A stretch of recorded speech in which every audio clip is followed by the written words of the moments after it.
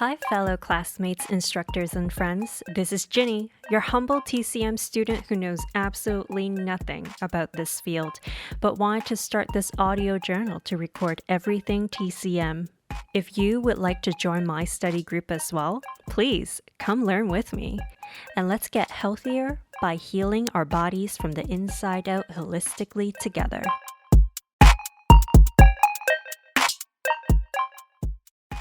Hey Coco fam, thank you so much for tuning back with me for another study session. Today is extremely special because I have a very good friend of mine of 20 plus years? Stop. Has it been that long? I think so. We met in high school. 20 plus years. Okay, fine. Yeah, it's insane. We're quite old. But she's a total badass because she dominates in the mail industry, okay? She is the editor-in-chief at Auto Trader. Yes, that's me. That is you. And who is she? She's Jodi Lai, everyone. I'm so excited. Everybody, thank you so much for having me. Oh, so excited, so excited. You must be wondering why I have someone from Auto Trader come and talk to everyone today. I think it's important because she's obviously not in TCM or anything, but I really want to get her perspective. And I think there's also a skepticism when it comes to TCM, especially for Asians. How we view it might be kind of different than how it's like a white person might view it. White people would see it, yeah. So I just wanted to break that barrier a little bit, and because I want other people to accept TCM and not be embarrassed about it, most importantly. And I feel like sometimes we are embarrassed about it. For sure. Yeah. For me, my experience with it was in high school, and I had to take TCM for half a year. It started off with twice a day, which is a lot. And I had to take it like rice bowls, that portion. But then ultimately it ended up being in noodle bowl size. I went through that. Can you imagine? Like a noodle bowl size of herbal medicine. It's a lot. It was a lot. And I admittedly didn't have a great experience with TCM when I was growing up. Yeah. So I had to take TCM for a variety of different issues, mainly eczema. I had really bad skin growing up. Also stuff to do with my period. There was just a whole bunch of stuff that was wrong with me. Yeah. And of course my parents, especially my mom, thought that TCM was the way to go. Yeah. And I didn't know what was going on, so I just trusted her, right? Yeah. And man, having to drink those noodle bowl sized portions of it was nasty. It was disgusting. I cried. I would literally be in tears. I don't want to do this anymore. And I would be crying and drinking this literally twice a day. It was the worst time. I have to say, I was the worst when I was drinking that too, because my lifestyle definitely didn't help with the whole situation. Because at the same time being in high school, I would keep on going out, sleeping really late, having irregular diet and not eating right and stuff. So I was definitely countering. Yeah, but people don't tell you that, right? No. It's a whole system. You can't just take a pill and think everything's going to be better. You have to take other steps to help you get there too. Absolutely. Yeah, so I was definitely wasting my parents' money on that front. I wasn't being on my best behavior when I was taking it. That's why I had to take it so long for half a year. And I just barely slowly see the results. We played ourselves. There would be some days I would literally, if my mom wasn't watching, I would pour it down the sink. And I'd be like, I did it! Oh, that's terrible. Because it was so nasty. I know, but it costs a lot of money. I know. And now that I look back on it, I used to feel very stupid I did that. Yeah, I know. But I know why you did that, though. It's just kids not eating vegetables. Yeah. And they're feed it to their dogs. Yeah. I remember at the time, because I had to drink it twice a day, I was so embarrassed for friends to come over or even to go to school because I would smell like an herbal shop. Because my whole house, because you have to boil that stuff for like hours on end, right? Yeah. And I was always really embarrassed that if someone would come over to my house, it would smell like that. Yes. And my hair would smell like that, my clothes would smell like that. So yeah, it has a lot to do with, like you said, a lot of that internalized racism, right? Being ashamed that something that is like so helpful and like thousands of years old and healing. Yeah. Why would we be embarrassed about that, right? I know. So my question to you is, can you describe what internalized racism is? That's a loaded question. That's like a very heavy question. So my personal experience with that is to me, internalized racism is all those things that happen to us that we don't really realize the effects of, but then it changes our behavior and our thinking in ways that like I'm still unpacking as an adult today. Like a lot of things that happen to us as kids growing up and even in our adult lives, usually to me, racism is not like one big event. You know, it happens obviously, like attacks, terrorism, and that kind of stuff. Yeah. But like for me, racism happens on like a much smaller micro level that adds up over time, and then we internalize all that stuff, and it changes our behavior and our attitude and our thinking without us even realizing it. I know that very well. I think it's just of recent years where I slowly, because I've never questioned the system before. Yeah. Growing up, I have never. I always thought, oh, that's okay. This is how the world is, and I should just conform to it. I've never questioned it ever in my life until recently. Same. I would say like within the last four years maybe, I started to question and like unpack all of these things and like how I internalize racism and how I'm like moving through the world. Yeah. Like through this world that was like clearly not made for you and me. Yeah. Right? Being like Asian women. It forces us to do things that aren't 100% natural to us. Yes. If that makes sense. Right? Yeah. Yeah. And like this is just an example of that. Like a current example is like, you know, in the beginning of COVID, I was scared to leave my house, not because I was scared of getting sick. I was scared to be Asian, just being outside because I was afraid that people would Asian hate crimes and stuff. Yeah, and like that's not normal and that's not good. Yeah, that's internalized racism, right? Yeah, and it's people thinking that like, oh, I'm afraid to go out, but that's normal. Like, no, it's not normal. Don't think it's normal. It's not right. I know. And I think of recent, for me, what I've noticed was at my work, I always have an issue with connecting with my coworkers. And I've always questioned why, and I always wondered, why do we never have the same topics? Like, why can't I connect with my coworkers? All white people? Yes.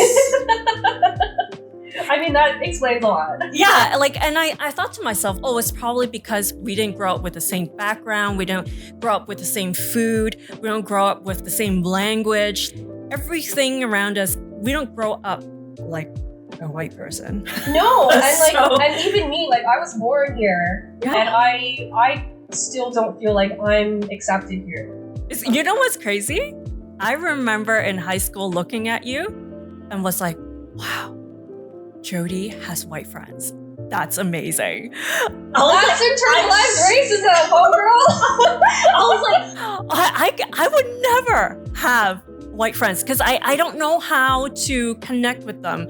Like, and then as I grow older, I was like, but wait, why do I have to conform myself and think of all those topics to talk to you about when you don't even care to connect with me? That's exactly what I'm talking about, is that for such a long time, whiteness is the standard at which everything is built and measured, right? Yeah. And if you're not hitting that standard, you're an outsider, in quotes. Yeah. And we're made to feel like we have to change who we are to move up in society. Yeah. And so like growing up, my parents they're immigrants from Hong Kong. They got here in like the 70s, right? And so growing up, they thought it was really important to give us like the whitest upbringing possible, because that's the only way they could see us succeeding in this country. To the point where they don't use their Chinese names. They gave themselves like Anglo names because it's easier. Oh, I don't want to be made fun of. Why do we have to expect that we're going to be made fun of for just existing the way we are? I know. I don't like that at all. I know. And I think like celebrating what makes you different should be like a more normal thing that we do. I think so and too. It's only something that I started to do like recently. Yes, you're so brave for doing that, I have to say. I mean, like, I'm just a big weirdo, and now instead of like trying to bury that, I really try to lean into it, because I'm like not trying to change who I am anymore. To move through this space, because it doesn't really benefit me. It benefits other people. Right? And I'm always saying like Chinese people have been bending over backwards for the comfort of white people for so long. And like, what do we get in return? Nothing really. Nothing really. Yeah. And I'm in a very white male dominated industry. That's the standard. And so me being who I am, moving through this space, must have been so difficult in the beginning, for it sure. has its challenges, and it still has its challenges, some of which I'm like still trying to unpack. But certain things, like, you know, I would show up and they'd be like, oh, well, do you even know how to drive stick? I'm like, how dare you ask me that? Did you ask that guy over there? Like, why are you trying to gatekeep this space? Because I don't look like everybody else here. What gives you the right to ask me those questions? And so I spend a lot of my time trying to like prove myself. It can be really motivating. Just try to be better than everyone. Because we as Asian women have so much more pressure to perform. Because the expectations for us are so much higher, right? And I say all the time that like the mediocre white man is my biggest enemy, right? Because they'll get promoted, they'll get access to all sorts of stuff, just because of how they appear. Whereas I would have to work so much harder to get those same things, because I don't look the part. One, you're Asian, and two, you're female. I got like tattoos all over the place. Like, I'm a weirdo, and that's just not normal. In that industry. But you're like the new face of what automotive is about. Like, it's supposed to be inclusive. You know, you're opening doors with your articles. You wrote 2 articles, and it was about your background. You had a lot of positive feedback, right? Sure, yeah. What were those articles about? Oh, it's really hard for me to write articles that have things to do with cars, but are also about my culture and my experience, right? So I've only ever done 2 articles about it. One was when Crazy Rich Asians first came out, which was like such a huge turning point for Asian people in general. To see people on the big screen that looked like us, that spoke like us, that did the same things as us, without being like, oh, like a ninja lady, you're like a nerd, you know, or like a prostitute. Those were like stereotypical roles for Asian people in movies up until that point. With like, you know, rare exceptions here and there. But to see these really powerhouse humans that have complicated emotions and like very real relationships, and those power dynamics and those family dynamics were like so familiar to me. And it was like amazing to see myself represented in that way. And for me, that was like a big turning point in how I started to see myself and my heritage. But also, I think that was the beginning of when I started just to lean into who I am more. And stop trying to like bury that so much. Because what makes us different is our power. I think it's important that other people in our situation see it that way. Because it is our power. And for me, the visibility doing what I do as a woman of color in my industry is so important, because it tells people, like the same way that when I was watching Crazy Rich Asians, it spoke to me. I want to be able to have other people like me see what I'm doing and know that it's a possibility for them. Right? And so yeah, my goal is just to open things up for other people like us so that they could do whatever it is we do without having to go through a lot of the BS that like I had to go through. See, that's why you're a total badass. Just total badass. Like, I admire you so much for putting yourself out there and like being your true self all the time. It's crazy. And this saying that you told me last time when we had this conversation really stuck with me, where you were at, was it an all-female conference? You were at a conference and then someone asked you a question on oh yeah, so I was speaking a conference for women in automotive. Yes. And they were like, oh, Jodi, like pretty outspoken about, you know, issues that affect you. I don't even think I'm that outspoken about it. I just speak based on my experience, right? Mm-hmm. And they're like, oh, are you ever worried that your bosses will see what you're talking about, which is about like racism and my industry and sexism and stuff like that? Do you think they'll see stuff like that and be like upset or question why you're talking about those things? And I said, like, listen, if they don't like what I'm saying, I dare them to fire me. And they were all like, wow, that's crazy! Like, they never heard someone say that before. Yeah. Because, like, a lot of these companies get to benefit from us being us. I think having me at the head of something that is so visible, it benefits them because it sets them up as a company that is accepting and open and diverse. And I think that's always a good thing to show people. Yes. And so if they get to benefit from me being me, and I'm not allowed to talk about what makes me me, then that's like some whack shit. That doesn't make sense to me, right? Yeah, for sure. And so I am outspoken because I think I have to be. So that other people in this situation will know that it's okay to speak out about something that you're passionate about without the fear of getting in trouble for it. Yeah, I feel like with our Asian communities, for me, when I just immigrated here, and I literally just saw this happen with my mom when we were out taking a stroll, is that no matter what happens, even if we were right, we'll apologize right away. Yeah, I think that's a female thing in general. Yeah, and like that's what I was grown up with. So it's like, even if there was a situation where you know something is wrong as a child, when I saw that, my mom would be like, oh, sorry. Yeah, like someone bumps into me, and I'm like, oh, I'm sorry, but like, why? It's not my fault. As you said, it's like years of buildup of seeing these small things, and you just take it in as a child, and you just carry that to when you're an adult. You don't even realize it. When situations happen, you have to take a step back and be like, wait a second. Yeah. I have to question this. Yeah, for sure. And that questioning is so important because it's only by questioning our behavior and why we do the certain things we do. That's how we start to unpack all of this internalized racism. Yeah. Just going back to TCM for a moment and like why there's so much skepticism is that like, again, because Western medicine, which is obviously advanced, that just hasn't been around for as long as TCM. And so there's always this thought that anything that's not Western medicine is like witchcraft.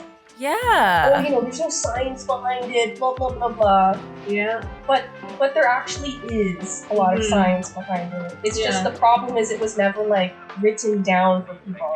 It's just been passed down through generations. Yeah. And there is science behind it. It's just not written down. And it's because, like, the way Western medicine is set up, it's based around cures, right? Take a pill, you get cured. You're all good. You know, you have a rash, here's a cream, you're cured. Yeah. You're really just fixing the symptom. You're not really addressing the root cause of the problem. Yeah. Which is what TCM is really all about. It's not about treating the symptom. It's about figuring out what is causing that and fixing that in the first place, so it's like a holistic way to tackle health. Yeah. When I was doing questionnaire, obviously these are all anonymous and I don't know who these people are, but some people have said, oh, I don't know if TCM works or not. And to those, I have to question, like, have you tried it long enough to see the results? Yeah. And also I have to question, do you understand that it is called traditional Chinese quote unquote medicine, but your perception of medicine is skewed. Yeah, because it's a Western point of view. Yes, because whenever you take medicine, it's always like Tylenol or Advil. Exactly. And those are always quick fixes, right? So maybe your description of what medicine is, it's also skewed. And even though it's helping you, you might not realize it because it takes longer. And with the whole TCM thing, I can't stress enough, because it is targeting your root cause. Say one organ is messed up, they're all connected somehow. So if one is messed up, do you think your next one would be messed up too? Yeah.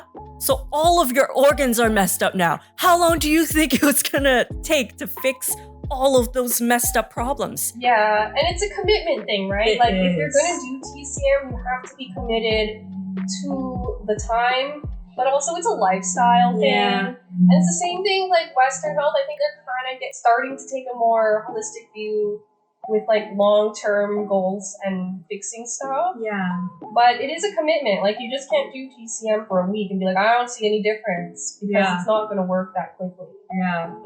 I know. That's why I think when I was younger, I was like, yeah, this guy's telling me that like I should sleep earlier and I should eat better, but yo, like I'm like a high school student. I need to go out. I gotta have my fun. I gotta live my life. I know, and it's hard, especially as a teenager. That's why I struggled with TCM so much as a teenager, because they basically told me like, oh, that your 2 favorite foods are what's causing your skin problems. Yes. So I was eating a lot of duck and a lot of shellfish. Literally my 2 favorite foods. And they were like, you gotta stop that. And I was like, no. And I was crying. Like I did a lot of crying during that stage of my life, because I wasn't willing to make that commitment to help my holistic health. Yeah. Because I couldn't see the long term.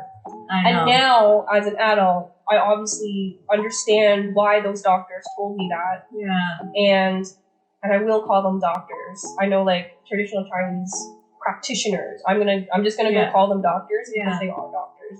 They might not have like medical degrees, but I do think that I can call them doctors. And I should have listened to them back then. So now in my adult life, I obviously don't eat duck all the time, but when I can, just in moderation. Of course, everything always needs to be in moderation. Yeah, exactly. Yeah. And back then, they would like take my pulse. The doctor would like look inside my mouth. Yeah. And then she would be like, I don't think you'll ever have kids. And I'm like, excuse me? Like, how can you tell that just by taking my pulse and looking in my mouth? Like, I don't believe you at all. Like, yeah. But now that I'm older, I actually think she was right. And I'm like, damn, I should have listened to her. Because there are certain things, like, I don't know how she made that determination, but I trust it. Yeah. Because I feel like that's the case now. Well, I think there's always way to correct it. We're not all doomed. No. You know? I also think that because the practitioners we went to when we were young, they're also an older generation and they have absolutely no filter whenever they're telling you stuff.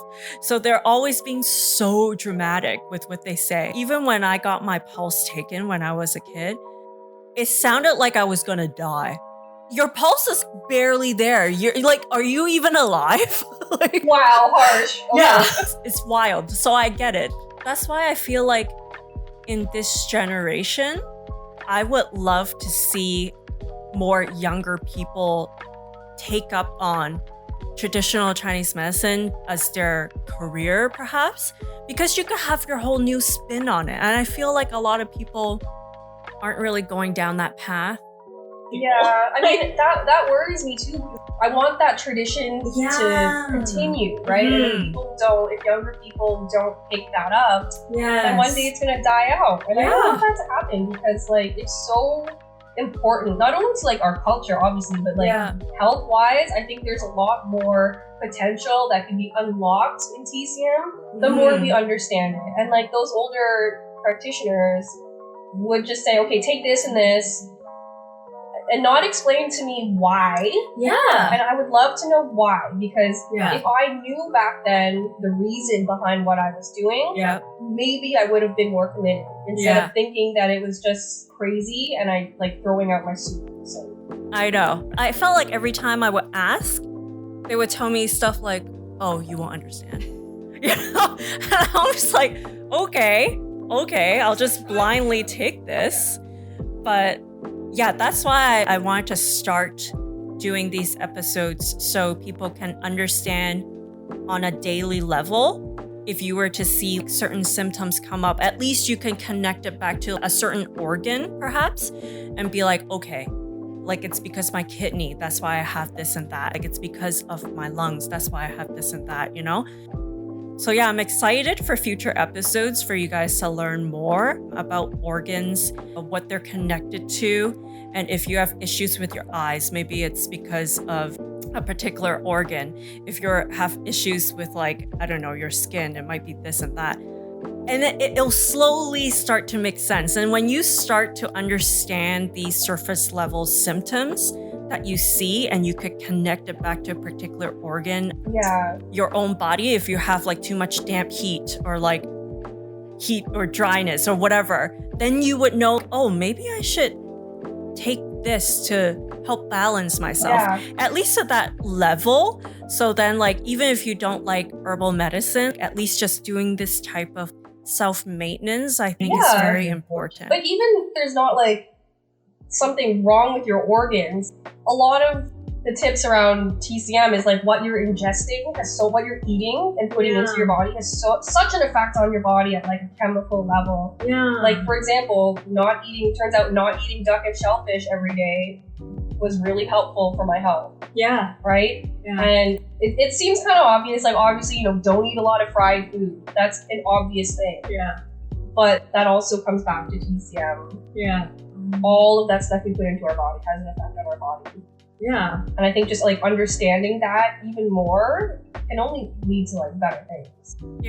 I think it's like simple balances, right? One of the practitioners have said, if you go out in the winter and like take a walk, for example, if you like walking and stuff and it's cold and windy outside, come back in and have a cup of ginger tea, just simple stuff like that. I'm not saying stuff like you need to go see a practitioner, herbalist to like, No, just like small changes. Small changes, just to enrich your life, live longer. And it's like just little things here and there that I think will add up to make you a healthier person. And that's what I'd be really interested to learn more about. When I first started this, I always feel like, oh, if I don't drink that nasty stuff, then it won't work. But I think just understanding the fundamentals of it and then slowly morphing it into your lifestyle, it's already such a good start. So if you go to a herbalist, good for you. That's like bonus points. But like just to understand it, I think it's very important. Well, thank you for having this chat with me. I actually prepared. Well, actually, it's my mom who prepared this drink for me. I haven't even tried it yet. Yeah, me neither. It's been chilling there. Can you explain what it is? So, I could smell it already after it's been boiled. But it's called, I'm going to say in Chinese first, it's called gai guat chou. So in English, it's called Guangdong Apris. This is good. And this is supposed to help with dry heat. So if you have heat in your body, then this would be good. So how do you get heat? It's like if you eat too much fried food, that's heat, right? So you gotta like counter certain that. Fruits and stuff like mangoes, like lychees are apparently So doing stuff like this, it's like already balanced. And this is tasty. Like this is pretty good. I don't really see this. This is nothing like what I used to take as a kid. Oh hell no. Yeah, this is way. I could drink this every day. That's nice.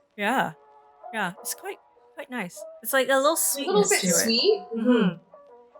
Are these made with those? They're like little berries.